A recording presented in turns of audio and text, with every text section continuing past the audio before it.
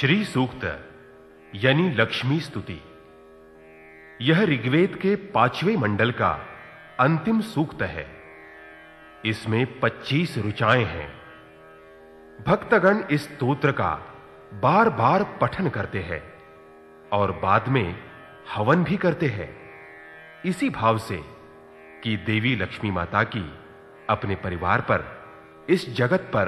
कृपा हो। हिरण्यवर्णां हरिणीं सुवर्णरजतस्रजां चन्द्रां हिरण्मयीं लक्ष्मीं जातवेदो आवह ताम् आवह जातवेदो लक्ष्मीमनपगामिनीं यस्यां हिरण्यं विन्देयं गामश्वं पुरुषाणाम् अश्वपूर्वा रथमध्यां हस्तिनादप्रबोधिनीं श्रियं देवीमुपौवये श्रीर्मादेवी जुषतां कासोस्मितां हिरण्यप्राकारामार्द्रां ज्वलन्ती तृप्तां तर्पयन्तीं पद्मे स्थितां पद्मवर्णां तामिहोपौवये श्रियं चन्द्रां प्रभासां यशसा ज्वलन्तीं श्रियं लोके देवयुष्टामुदारां तां पद्मिनीमीं शरणमहं प्रपद्ये लक्ष्मीर्मे नश्यतां त्वां वृणे आदित्यवर्णे तपसोऽधिजातो वनस्पतिस्तव वृक्षोऽथ बिल्वः तस्य फलानि तपसा नुदन्तु मायान्तरायाश्च बाह्या अलक्ष्मीः उपैतु मां देवसखः कीर्तिश्च मणिना सह प्रादुर्भूतो राष्ट्रेऽस्मिन् कीर्तिवृद्धिं ददातु मे क्षुत्पिपासामलां ज्येष्ठामलक्ष्मी नाशयाम्यहम् अभूतिमसमृद्धिं च सर्वातिर्नुदमे गृहात् गन्धद्वाराङ्गुराधर्षा नित्यपुष्टां करीषिणीम्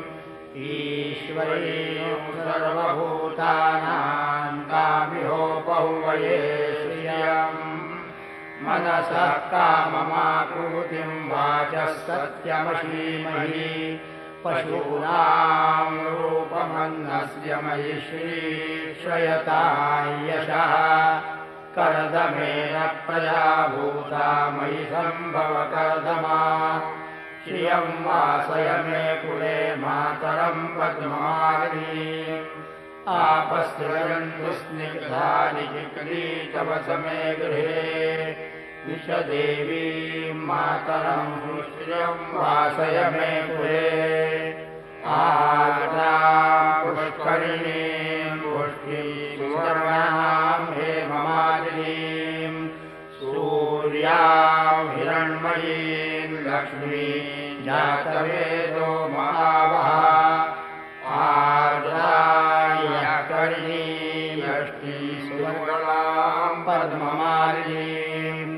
चन्द्रां हिरण्मयीं लक्ष्मीं जातवेदो महावः ताम् आवह जातवेदो लक्ष्मीमनपगामिनीं यस्यां हिरण्यं प्रभूतं गावो दास्योऽश्वान् विन्देयं पुरुषानहम् यष्टुषिः प्रयतो भूत्वा जुहुयादाज्यमन्वहम्